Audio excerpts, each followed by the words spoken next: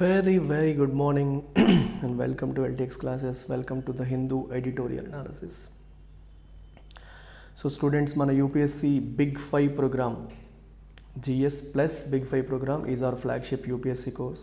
మీకు కేవలం 45,000కి ఇది వస్తుంది విత్ 20,000 డిస్కౌంట్.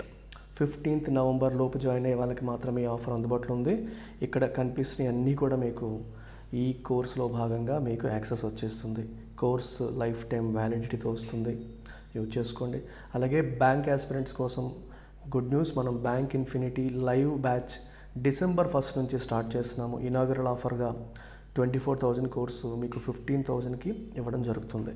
సో ఈ కోర్సు స్పెషాలిటీ డైలీ ప్రిలిమ్స్ క్లాసెస్తో పాటు మెయిన్స్ క్లాసెస్ ఉంటాయి, టెస్ట్లు, ఎక్స్ప్లెనేషన్స్ ఉంటాయి, స్పెషల్ ఎడిటోరియల్ సెషన్ ఉంటుంది, topic wise quizzes, PDFs, current affairs. You get everything that you get in regular institutes plus something more. ఎందుకంటే నేను స్వయంగా English classes deal చేస్తాను కాబట్టి మీకు ఆ ఎడిషనల్ ఎడ్జ్ వస్తుంది. మన రీజనింగ్ ఫ్యాకల్టీ కూడా, క్వాంట్ ఫ్యాకల్టీ కూడా ఎక్స్ట్రాడినరీ టీమ్ బిల్డ్ చేసాం. సో వాళ్ళ వీడియోస్ కూడా మీరు త్వరలో చూడబోతున్నారు. 2-3 రోజుల తర్వాత మీకు quant videos, reasoning videos daily మన ఛానల్లో వస్తాయి. So if you are aspirants of bank exams, SSC, railway, and then you can look at them. So it comes with life time validity as well. మరి ఇవాళ ఎడిటోరియల్లోకి వచ్చేస్తే title of today's editorial ఏం చెప్తుందమ్మా? సోలెమ్ promise. What is the meaning of solemn? Solemn అంటే serious, formal, official, serious అయిపోవడం అంటే కోపం అయిపోవడం అని కాదు, అంటే జోక్ కాదు, something serious, something formal, something official అనే మీనింగ్ మనం తీసుకోవచ్చు. Okay, there can be no further delay in restoring statehood for Jammu and Kashmir. Jammu and కాశ్మీర్కి స్టేట్హుడ్ని రెస్టోర్ చేసే విషయంలో ఫర్దర్ డిలే ఉండకూడదు. There can be no further delay in restoring statehood. Statehood restore అనే పదాన్ని ఎందుకు వాడాము? ఒకప్పుడు జమ్మూ అండ్ కాశ్మీర్ స్టేటే, కానీ ఆర్టికల్ 370ని అబ్రిగేట్ చేశారు, క్యాన్సిల్ చేసి, రద్దు చేసి జమ్మూ అండ్ కాశ్మీర్ని 2 యూనియన్ టెరిటరీస్గా డివైడ్ చేయడం అనేది జరిగింది. ఆ యూనియన్ టెరిటరీస్ని మళ్ళీ స్టేట్గా మారుస్తామని చెప్పి ప్రామిస్ చేశారు, కానీ ఈరోజు వరకు జరగలేదు. 2019లో దాన్ని స్ప్లిట్ చేసేసారు. ఇప్పటికి 2024 వచ్చేసింది. సో 5 years అయిపోయింది.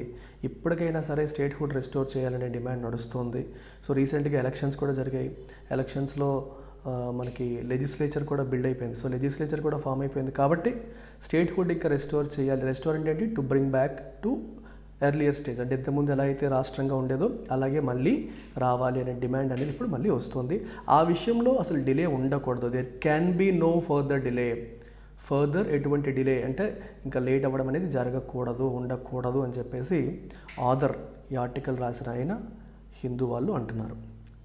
The call by Jammu and Kashmir lieutenant governor Manoj Sinha for restoration of statehood to the union territory must be seen as both a demand from the newly elected regime and a reiteration of the promise made by the center.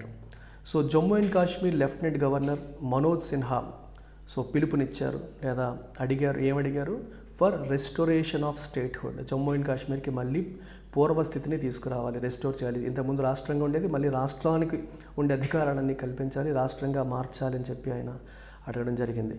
So దీన్ని మనం ఎలా చూడొచ్చు? It must be seen, దీన్ని ఎలా చూడాలి అంటే as both a demand from the newly elected regime అంటే ఏంటి? ఒక ప్రభుత్వం, ఒక గవర్నమెంట్, ఓకే, కొత్తగా ఎన్నుకోబడ్డ ఏ సిస్టమ్ ఆఫ్ గవర్నమెంట్, వాళ్ళ నుంచి వస్తున్న డిమాండ్గా చూడొచ్చు, ఎందుకంటే వాళ్ళు ఇచ్చిన కాగితాన్ని వీళ్ళు చదువుతారు కాబట్టి. అండ్ రీఐటరేషన్ ఏంటంటే పునరుద్ఘాటించడం అంటాం తెలుగులో. ఒక విషయాన్ని మళ్ళీ చెప్పడాన్ని మనం రీఐటరేట్, తెలుగులో పునరుద్ఘాటించడం అంటాం కదా. Reiteration of the promise made by the centre promise చేసింది స్టేట్హుడ్ రెస్టోర్ చేస్తాము, ఫస్ట్ ఎలక్షన్స్ కండక్ట్ చేస్తాము, ఎలక్షన్స్ అయిపోగానే స్టేట్హుడ్ రెస్టోర్ చేస్తామని గవర్నమెంట్ ప్రామిస్ చేసింది. ఆ ప్రామిస్ని మరొక్కసారి వాళ్ళకి గుర్తు చేస్తున్నట్టుగా అవుతుంది. Being part of the LG's customary address to the Assembly, it obviously reflects the demand of the new dispensation headed by the National Conference and is in accordance with the recent cabinet resolution. So being part of the LG's customary address, customary అంటే అర్థం ఏంటి? If you say something as customary అంటే that is done as a custom, అంటే ఒక కష్టం లాగా, ఒక సంప్రదాయబద్ధంగా. అంటే ఏంటంటే మనకి ఎప్పుడైనా సరే ఒక కొత్త అసెంబ్లీ ఫామ్ అయినప్పుడు, అది రాష్ట్రాల్లో కావచ్చు, లెజిస్లేచర్ ఉన్నటువంటి యూనియన్ టెరిటరీస్లో కావచ్చు, కొత్తగా అసెంబ్లీ లేదా లెజిస్లేచర్ ఫామ్ అయినప్పుడు గవర్నర్ లేదా లెఫ్టినెంట్ గవర్నర్ వచ్చి అడ్రస్ ఇస్తారు. అడ్రస్ అంటే ఏంటి? స్పీచ్ ఇస్తారు, ప్రసంగం ఇస్తారు అక్కడ. సో దట్ ఈస్ కస్టమరీ, అంటే సంప్రదాయంగా జరుగుతుంది, కొన్ని సంవత్సరాలుగా ఎప్పటి నుంచి జరుగుతుందని అర్థం. సో అట్లాంటి లెఫ్టినెంట్ గవర్నర్స్ కస్టమరీ అడ్రస్లో భాగంగా ఈ స్పీచ్ అనేది ఉంది. ఓకే, సో మరి అందులో ఇది ఉంది అంటే ఆ స్పీచ్ ఎవరిస్తారు? గవర్నర్ ఇచ్చినప్పటికీ కూడా రాసేది ఎవరైతే అధికారంలోకి వస్తారో ఆ పార్టీ వాళ్ళు, లేదా అధికారంలో వచ్చిన ప్రభుత్వం స్పీచ్ ప్రసంగాన్ని రాసి వాళ్ళకి పంపిస్తే దాన్ని వాళ్ళు చదువుతారు. So obviously it reflects what? The demand of the new dispensation. Dispensation అంటే అర్థం ఏంటి? మళ్ళీ సిస్టమ్ ఆర్ గవర్నమెంట్. డిస్పెన్సేషన్ అన్న రెజ్యూమ్ అన్న సిమిలర్ మీనింగ్ వస్తుంది.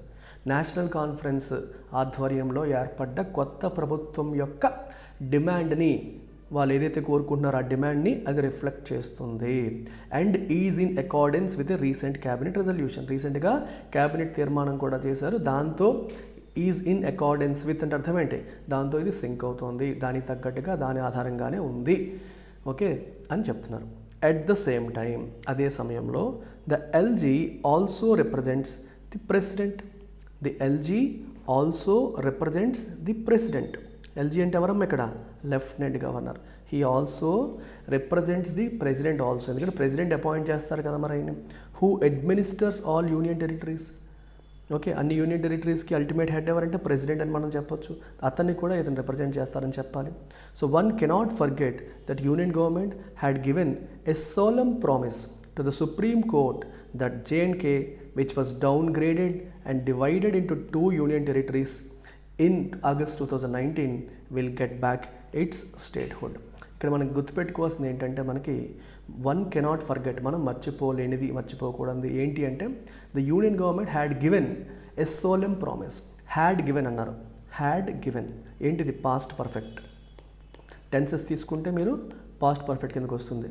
హ్యాడ్ ప్లస్ V3 వర్బ్ యొక్క third form. So had given ఏదైతే ఉందో అంటే ఏంటి? ఇంతకుముందు గతంలో జరిగిన 2 ప్రీవియస్ ఈవెంట్స్ గురించి మాట్లాడుతున్నప్పుడు ముందు జరిగిన దాన్ని రిఫర్ చేసేటప్పుడు మనం పాస్ట్ పర్ఫెక్ట్లోను, తర్వాత జరిగిన దాన్ని రిఫర్ చేసేటప్పుడు సింపుల్ పాస్ట్లోనే చెప్తాం. సో యూనియన్ గవర్నమెంట్ సుప్రీం కోర్టుకి ఒక ప్రామిస్ చేసింది. ఏమని? ఏదైతే డౌన్గ్రేడ్ అయ్యిందో, ఏది డౌన్గ్రేడ్ అయ్యింది? మన జమ్మూ అండ్ కాశ్మీర్ డౌన్గ్రేడ్ అయ్యింది కదా. ఎక్కడి నుంచి? స్టేట్ నుంచి యూనియన్ టెరిటరీగా డౌన్గ్రేడ్ అయిపోయిన జమ్మూ అండ్ కాశ్మీర్కి మళ్ళీ మేము స్టేట్హుడ్ రెస్టోర్ చేస్తాము, ఓకే, దాన్ని స్టేట్హుడ్ రెస్టోర్ చేస్తామని మాట ఇచ్చింది. సీరియస్గా, ఫార్మల్గా, అఫీషియల్గా సుప్రీంకోర్టుకి మాట ఇవ్వడం అనేది జరిగింది. ఎవరు మాట ఇచ్చారు? యూనియన్ గవర్నమెంట్ ఇచ్చింది. Although no timeline was given. అయితే ఎన్ని రోజుల్లోగా చేస్తామని మాట ఇచ్చిందా? ఇవ్వలేదు. Although no timeline was given అంటే మీనింగ్ అది. అయితే the promise holds good with greater force now. The promise holds good with greater force now.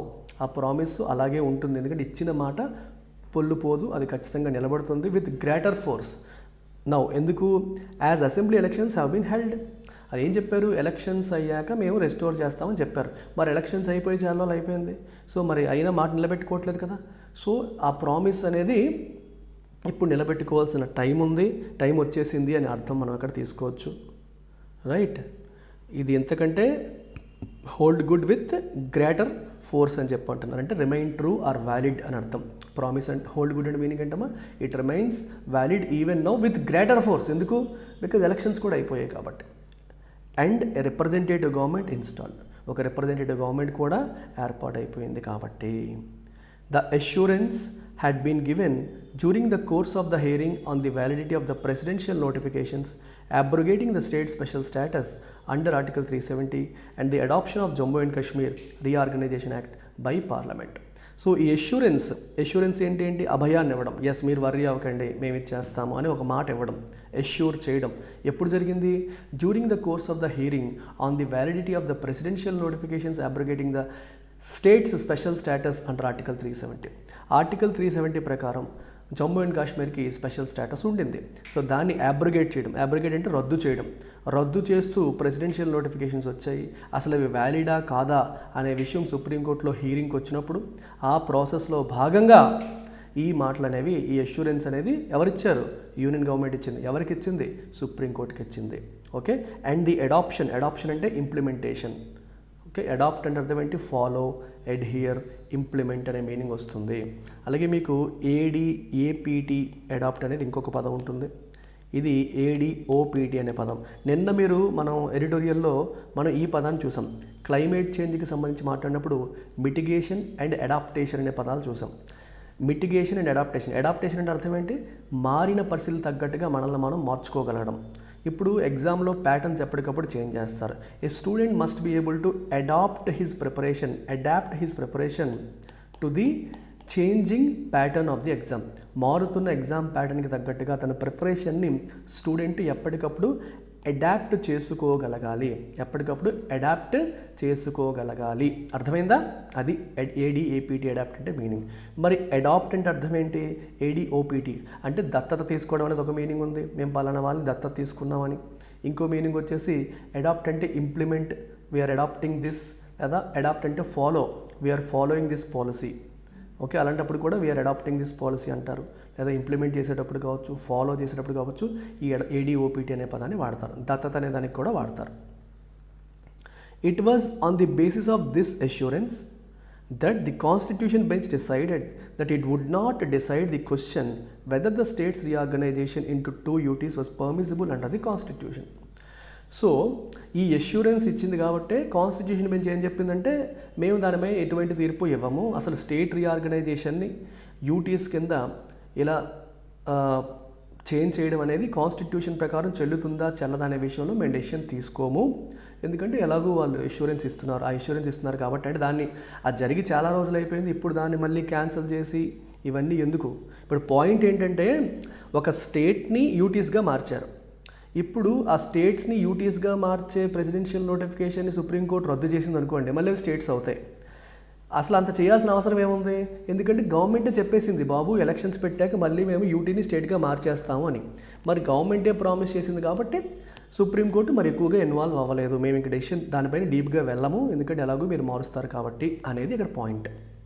ఆ అష్యూరెన్స్ని బేస్ చేసుకొని అని. The reasonably high turnout in the assembly elections had demonstrated the faith reposed by the people of Jammu and Kashmir in democratic institutions and their desire for a return to popular rule. So reasonably high turnout. Assembly ఎలక్షన్స్లో జనరల్గా మనకి Jammu and కాశ్మీర్లో voting percentage జనరల్గా చాలా తక్కువ ఉంటుంది. అలాంటిది ఈసారి we see a reasonably high turnout, అంటే కంపారిటివ్గా ఎక్కువ టర్న్అవుట్ అనేది మనం చూస్తున్నాం. ఎక్కడ? In the assembly elections. And ఇది ఏం డెమాన్స్ట్రేట్ చేస్తుంది? It had demonstrated the faith reposed by the people of Jammu and Kashmir. So Jammu and Kashmir people democratic institutions పట్ల ఎటువంటి ఫెయిత్ని రీపోజ్ చేస్తున్నారు. రీపోజ్ అంటే అర్థం ఏంటమ్మా? ఎటువంటి నమ్మకాన్ని ఉంచుతున్నారంటే జమ్మూ అండ్ కాశ్మీర్ ప్రజలకి ప్రజాస్వామ్యం పట్ల నమ్మకం ఉందా అంటే ఉంది. రీపోజ్ అంటే మీనింగ్ ఏంటి? ఇక్కడ ఎక్స్ప్రెస్ చేయడం. ఏంటి? ఫెయిత్. వాళ్ళకి నమ్మకం ఉంది అనే విషయాన్ని వాళ్ళు ఎక్స్ప్రెస్ చేశారు అనేది మనకి ఇక్కడ క్లియర్గా కనిపిస్తుంది. And their desire for a return to popular rule. Desire అంటే ఏంటి? కోరిక. ఫర్ ఎ రిటర్న్ అంటే మళ్ళీ రావాలని. ఏది రావాలి? Popular rule. ఇక్కడ పాపులర్ రూల్ అంటే అర్థం ఏంటి? పాపులర్ అంటే బాగా పాపులర్ పర్సన్ అలాంటి వాడు వచ్చి రూల్ చేయాలి అని కాదు. ఇక్కడ పాపులర్ రూల్ అంటే మీనింగ్ ఏంటంటే ఏ రూల్ లేదా a government where people are ultimate, అంటే ప్రాపర్ డెమోక్రసీ అని అర్థం. Popular rule is nothing but a state or a government ruled by people. ప్రజాప్రభుత్వం రావాలి అని అర్థం. సింపుల్గా చెప్పాలంటే పాపులర్ రూల్ అంటే మీనింగ్ ఏంటి? ప్రజాప్రభుత్వం, ప్రజల ప్రభుత్వం. ప్రజాప్రభుత్వం అంటే అర్థం ఏంటి? డెమోక్రాటిక్ గవర్నమెంట్, అంటే ప్రజల చేత ఎన్నుకోబడ్డ ప్రతినిధులతో నడపబడుతున్న ప్రభుత్వం అని అర్థం. అలాంటిది కావాలన్న కోరికని వాళ్ళు మళ్ళీ ఎలా ఎక్స్ప్రెస్ చేశారు? అసెంబ్లీ ఎలక్షన్స్లో ఎక్కువగా పార్టిసిపేట్ చేయడం ద్వారా ఎక్స్ప్రెస్ చేశారు అని చెప్పాలి. While the removal of the state special status may continue to rankle for many. అయితే స్పెషల్ స్టేటస్ రిమూవ్ చేశారనే అంశం అనే విషయం ఏదైతే ఉందో, మే కంటిన్యూ టు ర్యాంకిల్ అంటే ఏంటి? కాజ్ ఇరిటేషన్, అంటే మనకి అనాయన్స్, అంటే మనకి కోపాన్ని తెప్పించి ఇరిటేట్ చేసే విషయంగా అది ఇప్పటికీ చాలామందికి ఉంది. మనకి స్పెషల్ స్టేటస్ ఉండేది, దాన్ని తీసేశారు అనే పెయిన్ అనేది ఇప్పటికీ చాలామందిలో జమ్మూ అండ్ కాశ్మీర్ చాలామందిలో ఉంటుంది. డెమాన్స్ట్రేషన్ అంటే డెమాన్స్ట్రేట్ చేయడం, ప్రదర్శించడం. ప్రదర్శించడం, డెమాన్స్ట్రేషన్ చేశారు అంటారు. ఇప్పుడు చాలామంది వచ్చి మీకు ఒక ఎక్స్పెరిమెంట్ డెమాన్స్ట్రేట్, ఇప్పుడు కెమిస్ట్రీ ల్యాబ్లోకి వెళ్ళారనుకోండి, మీ సార్ ఏం చేస్తారు, ఆయన ఫస్ట్ డెమాన్స్ట్రేట్ చేస్తారు. ఇగో దీంట్లో ఇది వేయండి, దాంట్లో వేయండి, ఇలా చేస్తే ఇలా వస్తుంది. ఆయన ఫస్ట్ డెమాన్స్ట్రేట్ చేసి, అంటే చూపించి మనకు చేయమంటారు. సో డెమాన్స్ట్రేట్ అంటే అర్థం ఏంటి, చూపించడం, ప్రదర్శించడం అనే మీనింగ్ మనకు వస్తుంది. ఓకే, సో అక్కడ ఏం చూపించారు, ఏం ప్రదర్శించారు, నమ్మకాన్ని. దేని మీద, డెమోక్రాటిక్ ఇన్స్టిట్యూషన్స్ పైన.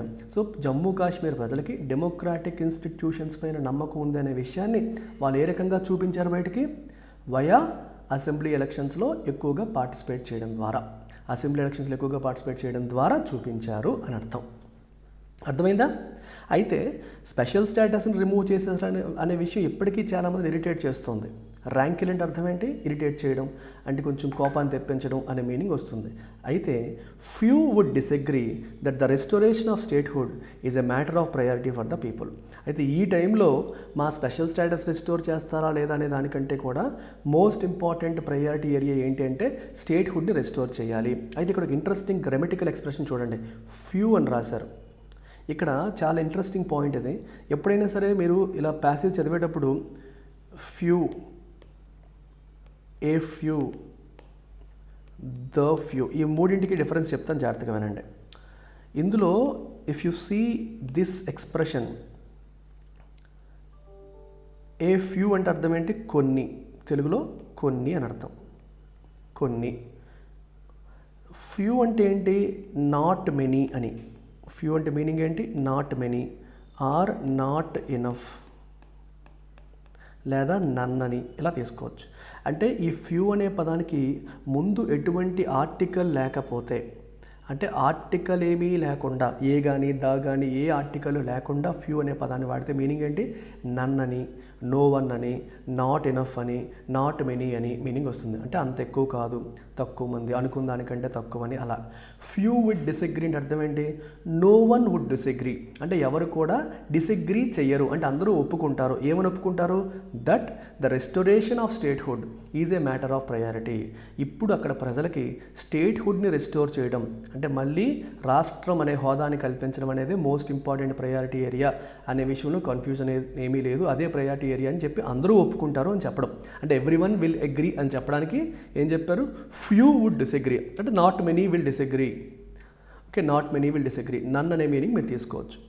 ఓకే, కొన్నిసార్లు నాట్ ఎనఫ్, నాట్ మెనీ అనే మీనింగ్లో కూడా వాడతారు, అంటే అబ్సల్యూట్లో ప్రతిసారి జీరో అనే కాదు, అలాగే కూడా ఏ ఫ్యూ అన్నాం అనుకోండి, కొన్ని, మనం నార్మల్గా వాడే కొన్ని అని అర్థం, ఏ ఫ్యూ. ద ఫ్యూ అన్నాం అనుకోండి, ఆ కొన్ని, ఆ కొన్ని అంటే అర్థం ఏంటి, మనం ఏదో ఒకదాన్ని రెఫర్ చేస్తూ మాట్లాడతాం. We are referring to a certain set of things. ఇప్పుడు ఫర్ ఎగ్జాంపుల్ నా దగ్గర కొన్ని మ్యాంగోస్, ఒక మ్యాంగో బాక్స్ వచ్చింది, ఆ బాక్స్లో కొన్ని మిగిలాయి, ఆ విషయం నీకు తెలుసు. నీకు ఇప్పుడు మన ఇద్దరు మాట్లాడుకుంటున్నాము, నా దగ్గర మ్యాంగో బాక్స్ ఉందని, అందులో కొన్ని ఉన్నాయని నీకు తెలుసు. ఓకే, ఇప్పుడు అరే నాకు కొన్ని మ్యాంగోలు కావాలరా నువ్వు అడిగావు, ఏ మ్యాంగోలు అని నేను అడిగాను. The few left with you అన్నాడు అనుకోండి, అంటే అర్థమేంటి, నీ దగ్గర కొన్ని ఉన్నాయి కదా, ఆ కొన్ని అవి నాకు కావాలి అన్నాడు. ద ఫ్యూ, ఏ ఫ్యూ అంటే కొన్ని అని ర్యాండమ్ అయిపోతుంది, జనరల్గా కొన్ని అని అర్థం. ద ఫ్యూ అన్నప్పుడు నీ దగ్గర కొన్ని ఉన్నాయి కదా, అంటే you are referring to a certain thing whenever you use the article the. అందుకే ఆర్టికల్ ద అని డెఫినిట్ ఆర్టికల్ అంటాం, definite article. So definite article always has a reference, అంటే యూఆర్ రెఫరింగ్ టు ఏ కొన్ని అనేదానికి కూడా రెఫర్ చేస్తుందని అర్థం. So పలానా, ఓకే, పలానా ఉన్నాయి చూడు ఆ మ్యాంగోస్ అని అర్థం. That is the meaning of the few. Is that clear everyone? Anitha and others?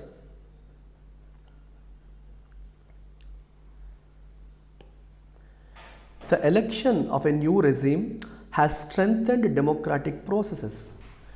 ఈ రెజీమ్ అంటే ఏంటి, ప్రభుత్వం, సిస్టమ్ ఆఫ్ గవర్నమెంట్ అంటాం కదా. సో ఇది, ఈ ఎలక్షన్ అనేది డెమోక్రాటిక్ ప్రాసెసెస్ని ఏం చేసింది, స్ట్రెంగ్తెన్ చేసింది. And there is no reason or excuse for any further delay in conferring statehood. So స్టేట్హుడ్ని కాన్ఫర్ చేసే విషయంలో, కాన్ఫర్ అంటే ఏంటి, గివ్, బెస్టో అపాన్ అంటాం, ఇవ్వడం అని అర్థం, అంటే అఫీషియల్గా ఇవ్వడాన్ని. For example Sachin Tendulkar was conferred Bharat Ratna, Sachin టెండూల్కర్కి భారతరత్న ఇవ్వబడింది. అంటే హై లెవెల్ వాళ్ళు ఇస్తున్నారు అని చెప్పేటప్పుడు కాన్ఫర్ అంటాం. మామూలుగా గివ్ అనే పదాన్ని వాడరు. అంటే కొంచెం భారతరత్న ఇచ్చారు, పద్మశ్రీ ఇచ్చారు, లేదా స్టేట్హుడ్ ఇచ్చారు అలాంటప్పుడు గివ్ అనే పదాన్ని వాడకుండా కాన్ఫర్ అనే పదాన్ని వాడతారు. దెర్ ఈజ్ సమ్ అయితే ఇక్కడ చూసారు, ఇక్కడ ఏం రాశారు, there is really no reason or excuse for any further delay.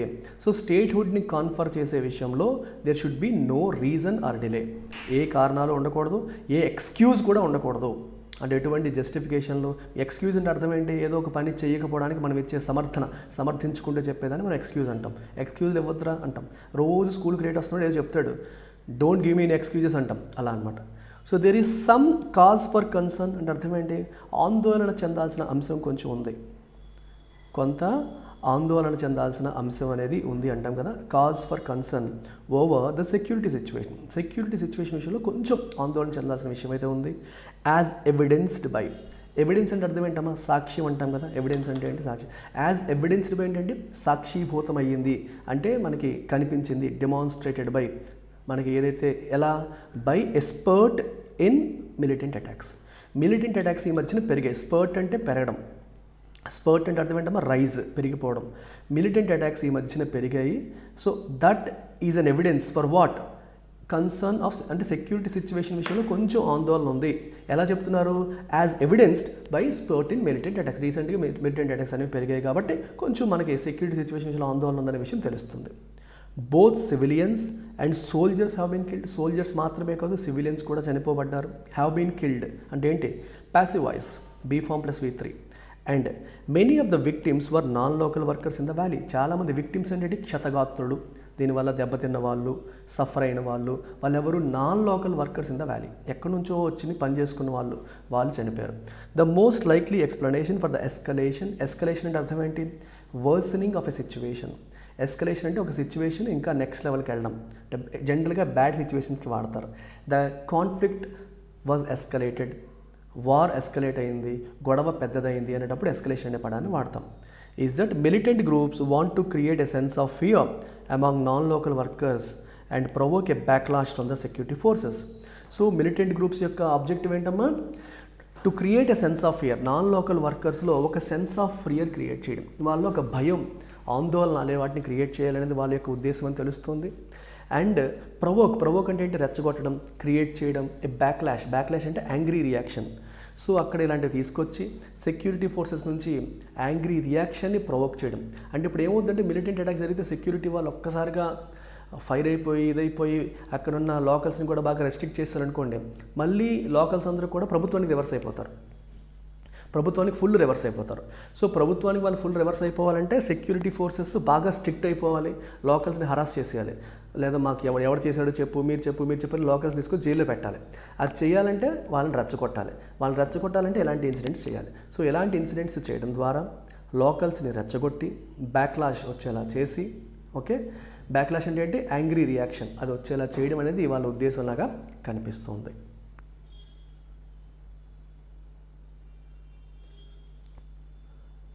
మీరు ఇది చూసారా, సీతారామం మూవీ చూసారా? సీతారామం మూవీ చూస్తే అందులో మీకు ఒక సీన్ ఉంటుంది. పాకిస్తాన్ నుంచి కొంతమంది పిల్లలు కాశ్మీర్కి వచ్చి కాశ్మీర్లో వాళ్ళ లోకల్స్ లాగా కలిసిపోతారు, కొన్నాళ్ళు వాళ్ళతో పాటు పెరుగుతారు. సో వాళ్ళు ఏమనుకుంటారు, వీళ్ళు మన వాళ్ళే అని అనుకున్న టైంలో ఆ పిల్లల్లో ఒకరిని వాళ్ళే చంపేస్తారు, టెర్రరిస్టులే, వాళ్ళనే వాళ్ళు చంపేస్తారు. చంపేస్తే ఈ లోకల్స్ ఏమనుకుంటారు, చంపింది ఆర్మీ వాళ్ళు అన్నట్టు అనుకొని ఒక రకమైన యాంగ్రీ రియాక్షన్ ఇచ్చేస్తారు. సో అంటే ఆర్మీకి వీళ్ళకి గొడవలు పెట్టడానికి వాళ్ళు చేసే ప్రయత్నం అనమాట. ఇట్లా అవి చేస్తూ ఉంటారు కాశ్మీర్ వ్యాలీలో. ఇప్పుడు ఏంటంటే నాన్ లోకల్స్ని చంపేసి, సో వాళ్ళు చంపారు కాబట్టి ఇప్పుడు ఆర్మీ వాళ్ళు ఒక్కసారిగా సెక్యూరిటీ ఫోర్సెస్ వాళ్ళ మీద రివర్స్ అయ్యేలా చేసి వాళ్ళు సీరియస్ అయిపోతే, అప్పుడు సీరియస్ అయితే మళ్ళీ వాళ్ళకి ఈ ఇష్యూ క్రియేట్ చేయాలని వాళ్ళ ఉద్దేశం. However neither any spike in terror attack, spike అంటే ఏంటి, రైజ్, స్పర్ట్ అన్నా స్పైక్ అన్నా same meaning, or nor the fact that the ruling Bharatiya Janata Party at the center could not realize its hope of being in power in Jammu and Kashmir should be seen as a possible reason to delay a positive decision on its statehood. అయితే ఇక్కడ గమనించాల్సింది ఏంటంటే, spike in terror అటాక్స్లో spike అవ్వడం కావచ్చు, లేదా ruling Bharatiya Janata party ఇక్కడ అధికారాన్ని చేపట్టాలి అని ఒక హోప్ పెట్టుకుంది. రియలైజ్ అంటే ఏంటి? To make something a reality. దాన్ని నిజం చేసుకోలేకపోయింది. రియలైజ్ అంటే అర్థం ఏంటి? నిజం చేసుకోవడం. కుడ్ నాట్ రియలైజ్ అంటే నిజం చేసుకోలేకపోయింది. ఏంటి నిజం చేసుకోలేకపోయింది? It's hope. ఏంటి ఆ hope? Of being in power in Jammu and Kashmir. Jammu and కాశ్మీర్లో పవర్లో ఉండాలి అన్న తన కోరికని తను నిలబెట్టుకోలేకపోయింది అనే విషయం కావచ్చు, లేదా టెర్రర్ అటాక్స్లో స్పైక్ పెరుగుదల ఉంది అనే విషయం కావచ్చు. వాటిని should be seen as a possible reason to delay A positive decision on statehood. Statehood విషయంలో వాళ్ళు పాజిటివ్ డెసిషన్ తీసుకోకుండా వాయిదా వేయడానికి ఇవి కారణాలుగా చూసే పరిస్థితి రాకూడదు. అంటే ఆ రెండు కూడా అవి కారణాలుగా చూసే సిచ్యువేషన్ అనేది రాకూడదు అని చెప్పి అంటున్నారు. So the need for elected regime to have its governance space expanded by the benefits of the full statehood brooks no delay. Brook అంటే అర్థం ఏంటి? అలో. మామూలుగా ఐ బ్రూక్ నో డిలే అంటే అర్థం ఏంటి? I accept no delay. ఇమీడియట్గా చేయాలి. I brook no delay, ఇమీడియట్గా చేయాలని అర్థం. Something has to be done immediately. So brook అంటే టాలరేట్, యాక్సెప్ట్ అని అర్థం. కానీ ఇక్కడ బ్రూక్ నో డిలే అంటే అర్థం ఏంటి? అసలు డిలే అనేది జరగకూడదు అని మీనింగ్. సో ఎలక్టెడ్ రెజిమ్ అంటే ఎన్నుకోబడ్డ రెజిమ్, ప్రభుత్వం, గవర్నమెంట్ ఏదైతే ఉందో, to have it's governance space expanded. తన గవర్నెన్స్ స్పేస్ ఎక్స్పాండ్ అవ్వాలంటే యూటీకి గవర్నెన్స్ స్పేస్ తక్కువ ఉంటుంది, స్టేట్కి ఎక్కువ ఉంటుంది. స్టేట్కి ఎక్కువ పవర్స్ ఉంటాయి. అది ఎక్స్పాండ్ అవ్వాలి, ఫుల్ స్టేట్హుడ్ యొక్క బెనిఫిట్స్ పొందాలి అనే నీడ్, అవసరం ఏదైతే ఉందో అది ఇంకా వాయిదా పడకూడదు, ఇమీడియట్గా జరగాలి అని ఇక్కడ మనకి అర్థమవుతుంది. రైట్.